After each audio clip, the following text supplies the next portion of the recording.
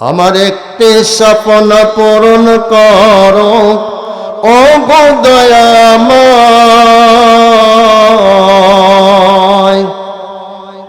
তোমার পথে চলতে গিয়ে মরণ যেন হয় আমার, তোমার পথে চলতে গিয়ে মরণ যেন হয়। আমার একটি স্বপ্ন পূরণ করো ও গো দয়াময়। তোমার পথে চলতে গিয়ে মরণ যেন হয় আমার, তোমার পথে চলতে গিয়ে মরণ যেন হয়। আমি অটল যেন থাকতে পারি আল কোরআনের সাথে, যেন ধৈর্য নিয়ে ডাকতে পারি দিন কায়েমের পথে।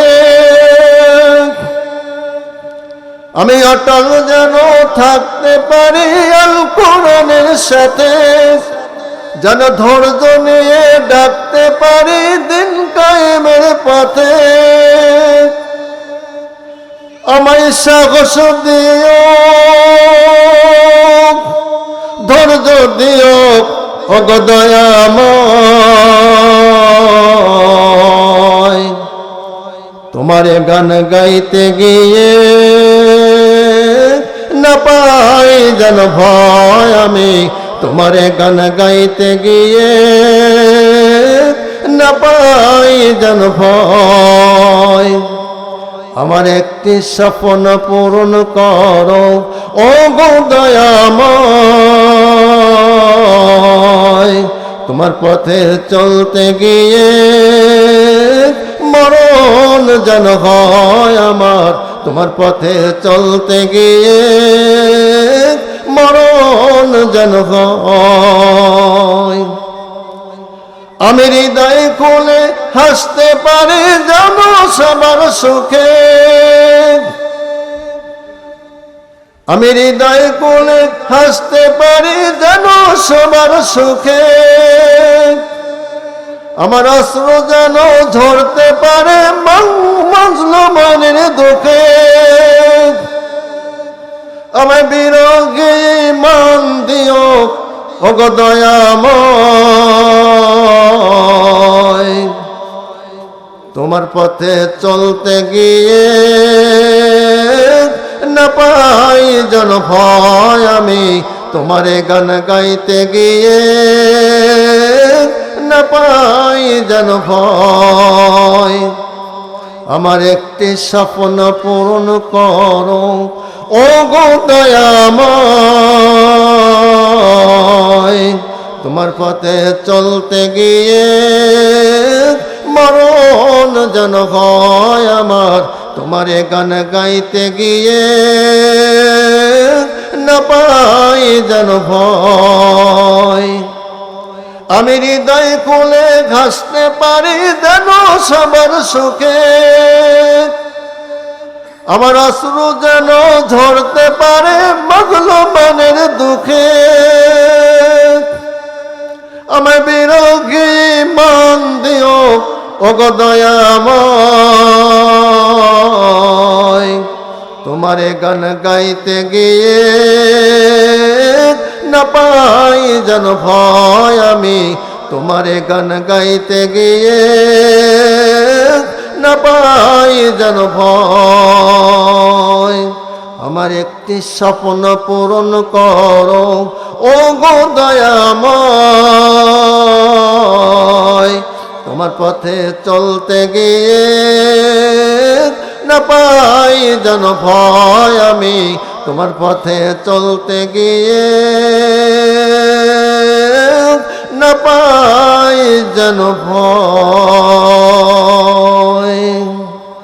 আলহামদুলিল্লাহ আলহামদুলিল্লাহ নাহমাদুহু ওয়া নাস্তাঈনুহু ওয়া নাস্তাগফিরুহু ওয়া নু'মিনু বিহি ওয়া নাতাওয়াক্কালু আলাইহি ونعوذ بالله من شرور أنفسنا ومن سيئات أعمالنا من يهده الله فلا مضل له ومن يضلله فلا هادي له ونشهد أن لا إله إلا الله وحده لا شريك له ونشهد أن سيدنا وسندنا وحبيبنا وطبيب مرشدنا ومولانا محمد الذي أرسله بالحق بشيرا ونذيرا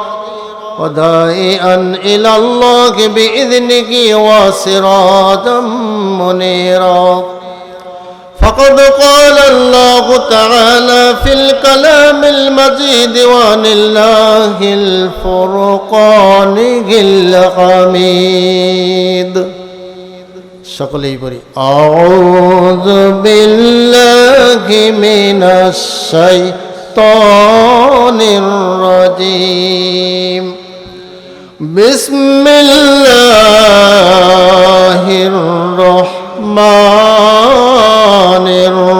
الرحيم يا أيها الناس اعبدوا ربكم الذي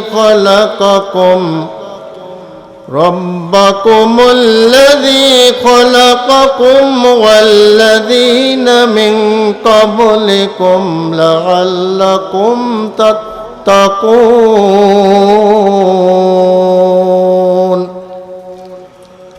إن الله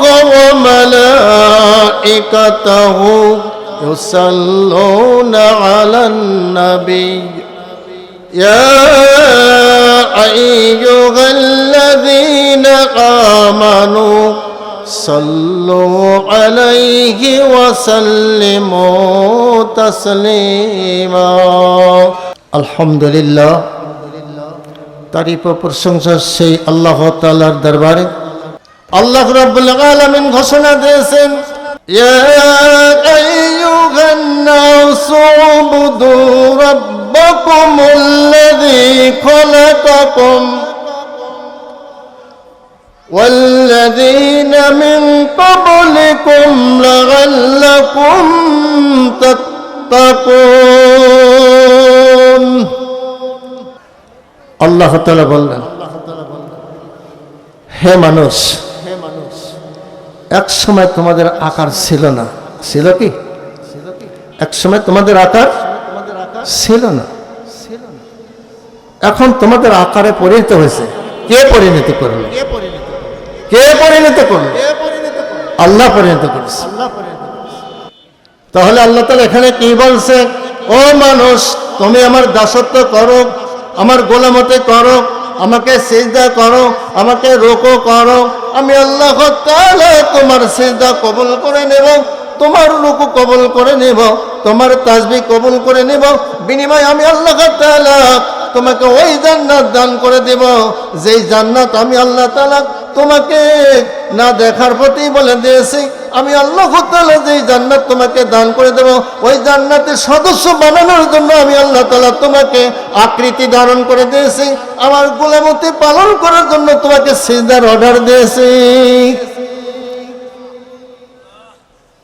সিজদার অর্ডার দিয়ে দিয়েছেন সিজদা শিখবো কোথায় বাবা দে সিজদা কোথায় শিখবো রুকু কোথায় শিখবো তাসবিহ কোথায় শিখবো বাবা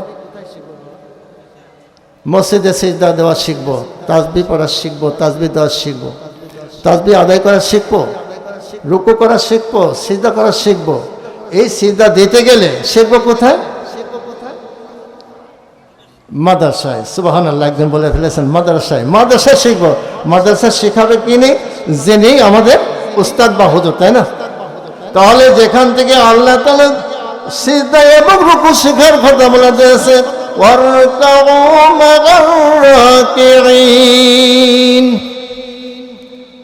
রুকু সিজদা আল্লাহ তাআলা সবই তো শিক্ষা দিয়ে দিলেন কিন্তু তারপরে আমাদের করার জন্য কেন অসুবিধা বোধ করি আমরা আল্লাহ তাআলা প্রতিটি গিরায় গিরায় প্রতিটি আঙ্গুলের মধ্যে একটি করে গিরা দেওয়া আছে, কবজা দেওয়া আছে।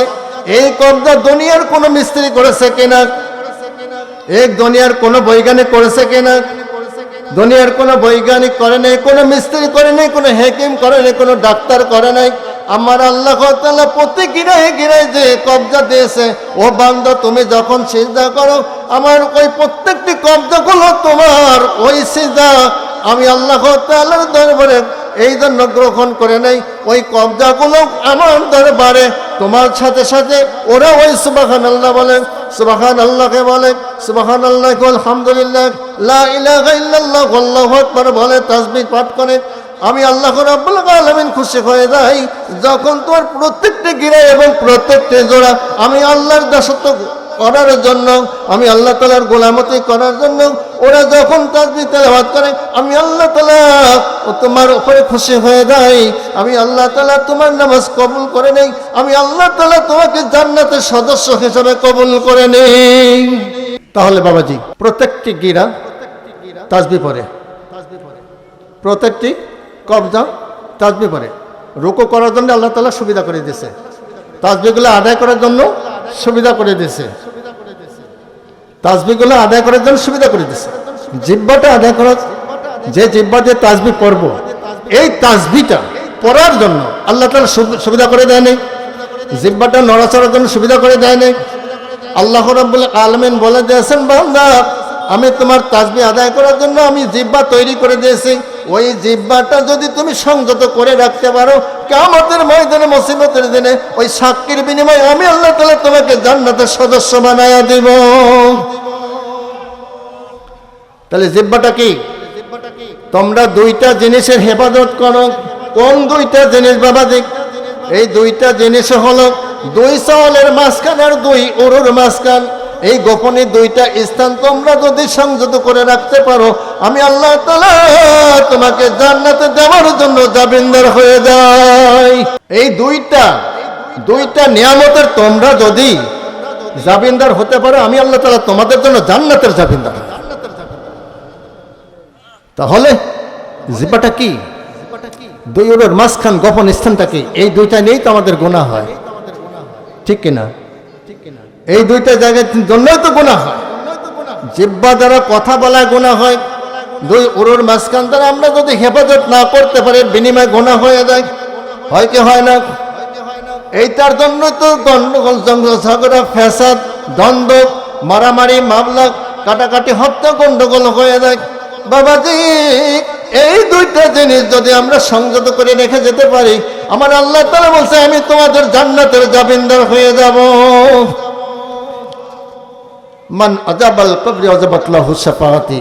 আর আল্লাহর হাবিব বলেছেন যে তোমরা যদি আমার রওজা শরীফকে জিয়ারত করো আমি আল্লাহ রাব্বুল আলামিনের হাবিব পাক জবানে বলে গেলাম আমি তোমাদের জন্য শাফায়াতের অধিকারী হয়ে যাব। শাফায়াত আমার জন্য তোমাদের উপরে কি হয়ে যাবে? ওয়াজিব হয়ে যাবে। তাহলে আমরা রাসূলের উম্মত হতে পেরেছি কি পারিনি? বলেন আমরা রাসূলের উম্মত হতে পারছি কি পারিনি? আমি রাসূলের শাফায়াতের যোগ্যতা হতে পারছি কি পারিনি? আমি তো শেষ নবীর উম্মত হিসেবে পৃথিবীতে আগমন করলাম বাবাদিরা। এই যে মানুষগুলো বসে অনেক মানুষ আছে, যদি এখানে বসতো কতটুকু সওয়াব হবে? এক বসাতে এক নয় দুই নয়, এক বসাতে এক নয় দুই নয়, 60 বছর নফল ইবাদত অপেক্ষা উত্তম হতো যদি 1 ঘন্টা সময় আলোচনা শুনতো। আল্লাহ হাবিব বলেছেন ওই বান্দার আমলনামে আল্লাহ তাআলা এক নয় দুই নয় 60 বছর নফল ইবাদতের সম পরিমাণ সওয়াব 1 ঘন্টার মধ্যে সে কামাই করে নিয়ে যেত। এত বড় একটি মর্যাদার জায়গা ফেলে রেখে আজকে যারা ডানি ভাই ঘুরে বেড়াচ্ছে, বসতেছে না, আল্লাহ তাআলা ওদেরকে কেউ করেছে? আল্লাহ তাআলা ওদেরকে হেদায়েত দান করেন নাই। আল্লাহ তাআলা ওদেরকে বলছে, ওদেরকে বধির করে দিয়েছেন। আল্লাহ তাআলা এখানে বলে দিয়েছেন খাতামাল্লাহু আলা কুলুবিহিম ওয়া আলা সামিহিম ওয়া আলা আবসারিহিম গিশাওয়াতু ওয়া লাহুম আযাবুন আযীম। ওদের এই জন্য নসিবে জোটে নাই, মোহর অঙ্কিত করে দেওয়া হয়ে গেছে, ওরা শুনতে পারবে না। শ্রবণ শক্তিকে আল্লাহ তাআলা কি করেছে? আটকে দিয়েছে, পর্দা করে দিয়েছে, বিধায় ওরা কর্ণ দ্বারা শুনতেও পারবে না, কর্ণ দ্বারা শুনতেও পারবে না। রব্বুল আলামিন ওদেরকে কলবের উপরে মোহর অঙ্কিত করে দিয়েছে, বিধায় ওরা কোরআন তেলাওয়াত করতে পারবে না, বিধায় এই জায়গা থেকে ওরা বঞ্চিত হয়ে যায়। فأصحاب الميمنة ما أصحاب الميمنة وأصحاب المشأمة ما أصحاب المشأمة। হাফেজরা আছে সূরা ওয়াকিয়ার তাফসীরের মধ্যে আসছে, এখানে ডান আর বামের কথা বলা হয়েছে, ডান হাতের কথা বলা হয়েছে, বাম হাতের কথা বলা হয়েছে। যারা ডানপন্থী তারা জান্নাতি, আর যারা বামপন্থী তারা জাহান্নামী। এখন ডান আর বাম দিয়ে দিয়েছে সূরা ওয়াকিয়ার মধ্যে। আল্লাহ বলেছে মানুষের দুইটা রাস্তা, একটি হলো ডান আর একটা হলো বাম। ডাইনের রাস্তা হলো জান্নাতের রাস্তা, নবী রাসূলদের যে আদর্শ, ওই আদর্শ অনুযায়ী যদি সে বান্দা চলতে পারে তো সে ডানদিকলা হয়ে যাবে। আর যে বান্দা শয়তানের রাস্তা খুঁজে বের করে নেবে, যে পথভ্রষ্ট হয়েছে, গায়রিল মাগদুবি আলাইহিম ওয়ালাদ-দাল্লিন,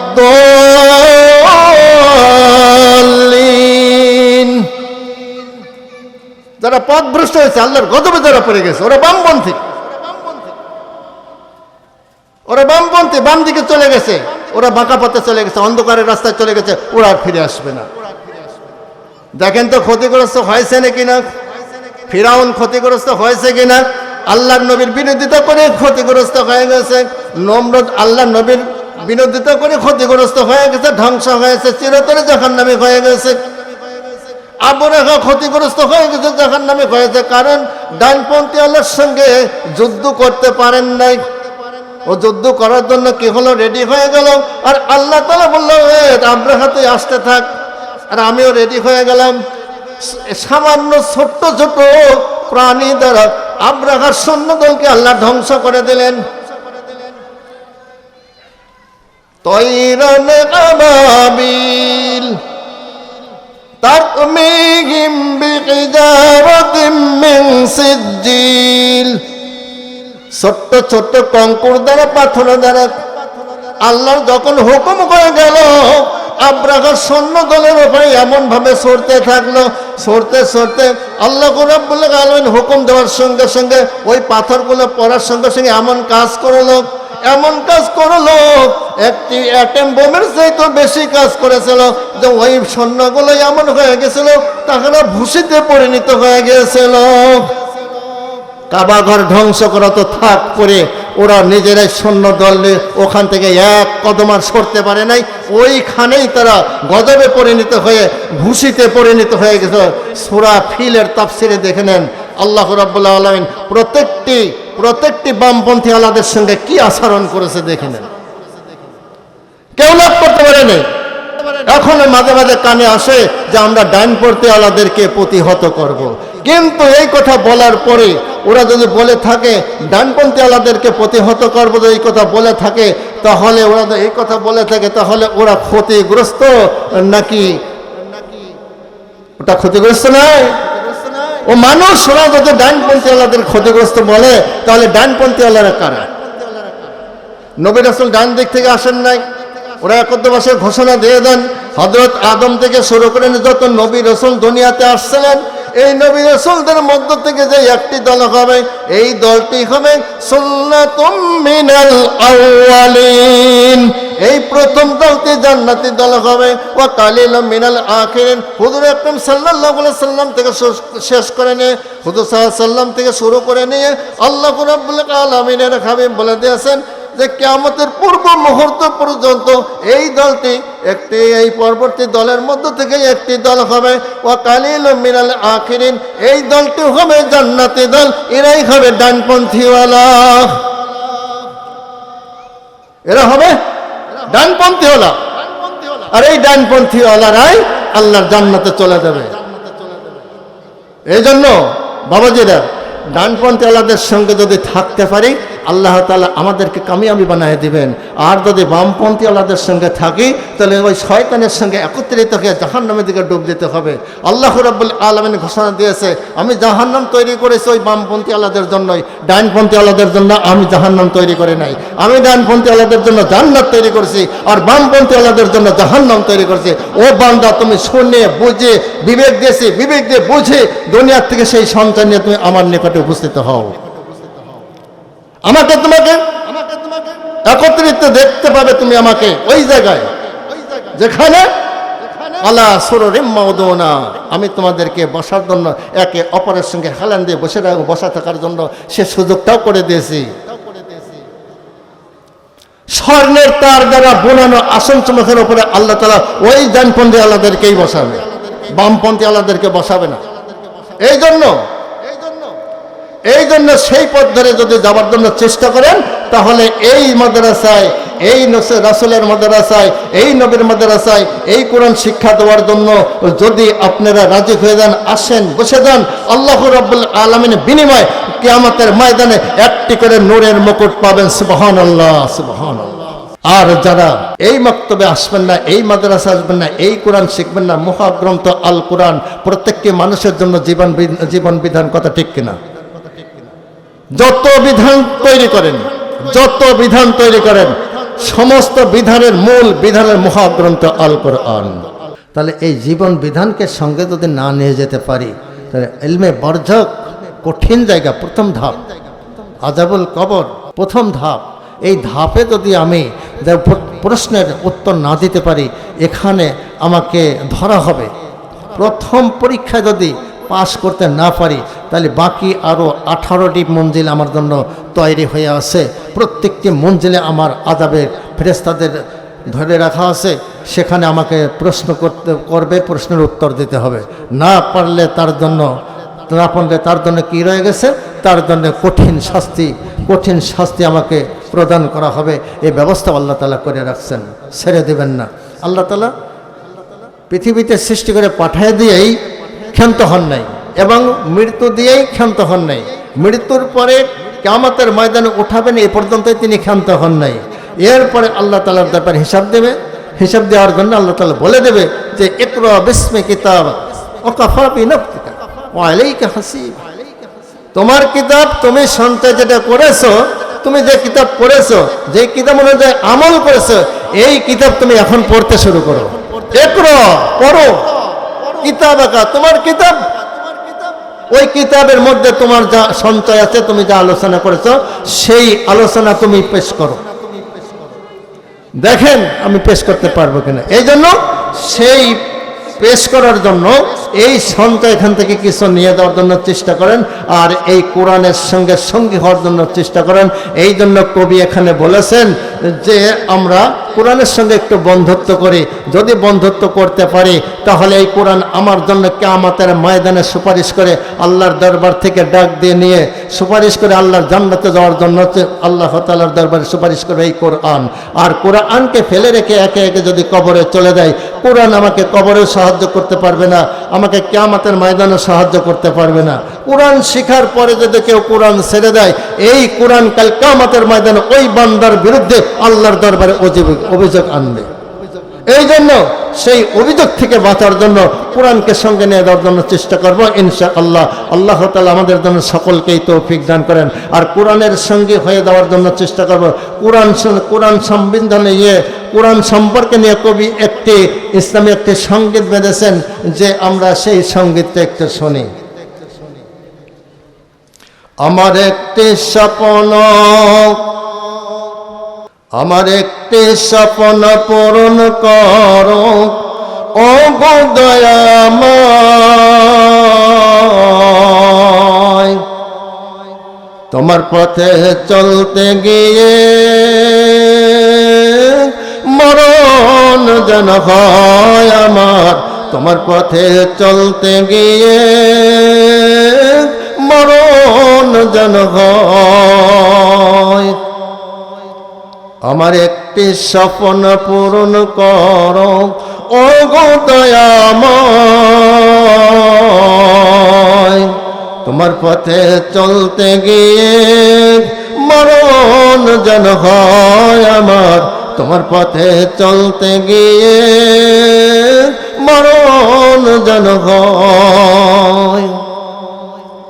আমি অটল যেন থাকতে পারি আল কোরআনের সাথে, যেন ধৈর্য নিয়ে ডাকতে পারি দিন কায়েমের পথে। আমি অটল যেন থাকতে পারি আল কোরআনের সাথে, যেন ধৈর্য নিয়ে ডাকতে পারি দিন কায়েমের পথে। আমায় সাহস দিও, ধৈর্য দিও ওগো দয়াময়।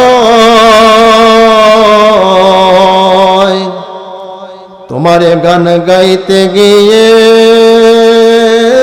না পাই যেন ভয়, আমি তোমারে গান গাইতে গিয়ে